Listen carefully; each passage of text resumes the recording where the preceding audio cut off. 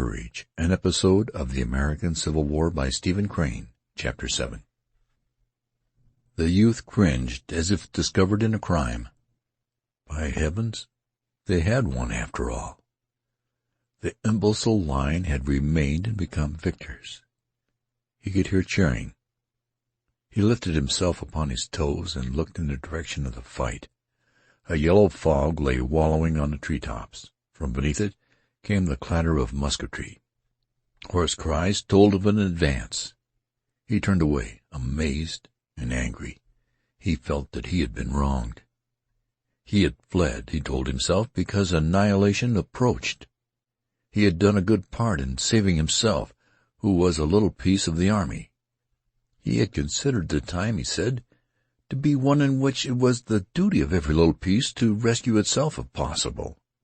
Later the officers could fit the little pieces together again and make a battle front. If none of the little pieces were wise enough to save themselves from the fury of death at such a time, why then where would be the army?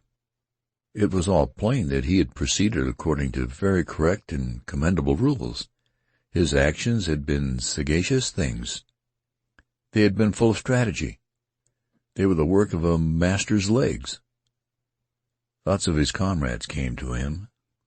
The brittle blue line had withstood the blows and won. He grew bitter over it. It seemed that the blind ignorance and stupidity of those little pieces had betrayed him.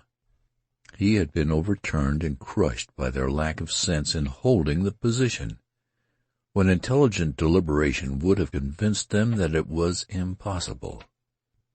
He, the enlightened man who looks afar in the dark, had fled because of his superior perceptions and knowledge. He felt a great anger against his comrades. He knew it could be proved that they had been fools. He wondered what they would remark when later he appeared in camp. His mind heard howls of derision. Their density would not enable them to understand his sharper point of view. He began to pity himself acutely. He was ill-used. He was trodden beneath the feet of an iron injustice. He had proceeded with wisdom and from the most righteous motives under heaven's blue, only to be frustrated by hateful circumstances. A dull, animal-like rebellion against his fellows, war in the abstract, and fate grew within him. He shambled along with bowed head, his brain in a tumult of agony and despair.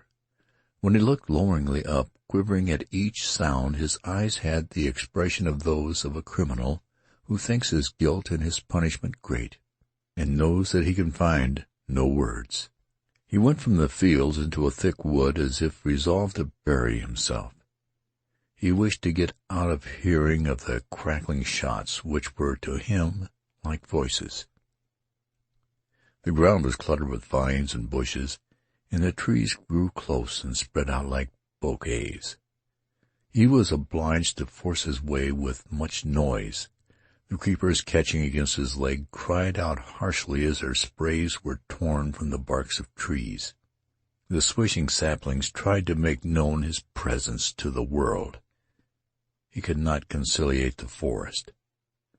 As he made his way, it was always calling out protestations. When he separated, embraces of trees and vines and disturbed foliages waved their arms and turned their face leaves toward him. He dreaded lest these noisy motions and cries should bring men to look at him. So he went far, seeking dark and intricate places. After a time the sound of musketry grew faint, and the cannon boomed in the distance. The sun, suddenly apparent, blazed among the trees. The insects were making rhythmical noises. They seemed to be grinding their teeth in unison. A woodpecker stuck his impudent head around the side of a tree.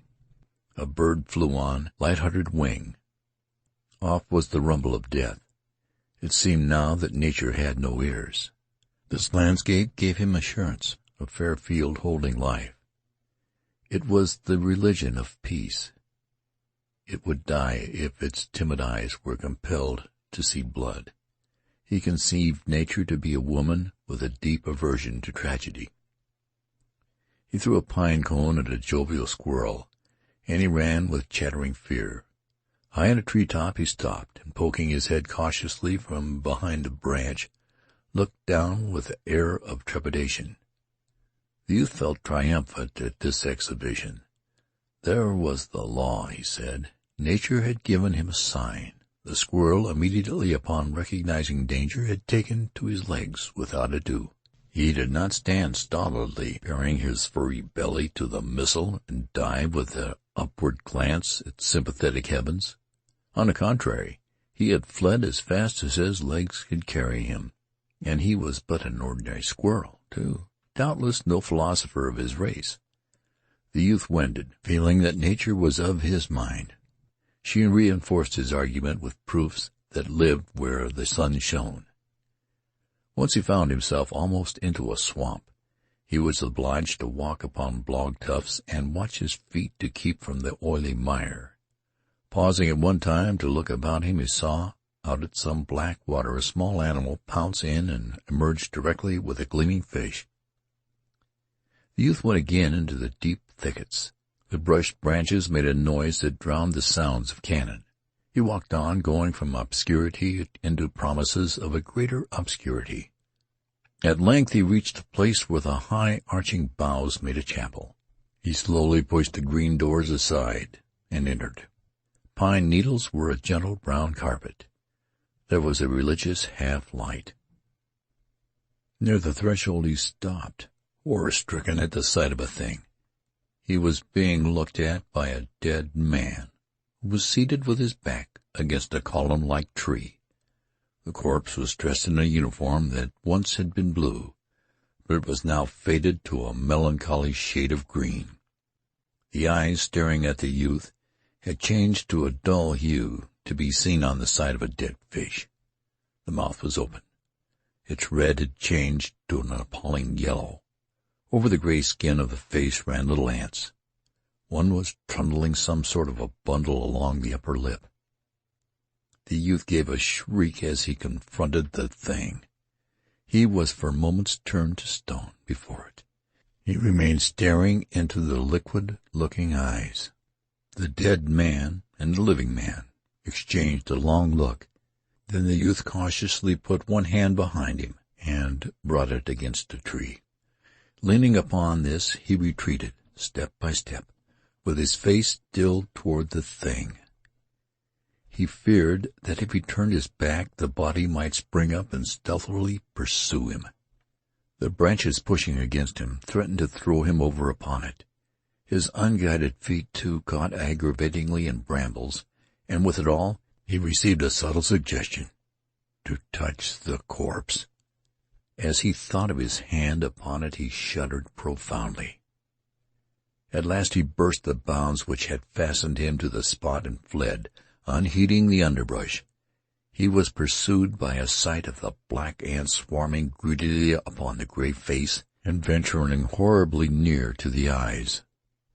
After a time he paused, and breathless and panting listened. He imagined some strange voice would come from the dead throat, and squawk after him in horrible menaces. The trees about the portal of the chapel moved sullenly in the soft wind. A sad silence was upon the little guarding edifice. End of chapter 7.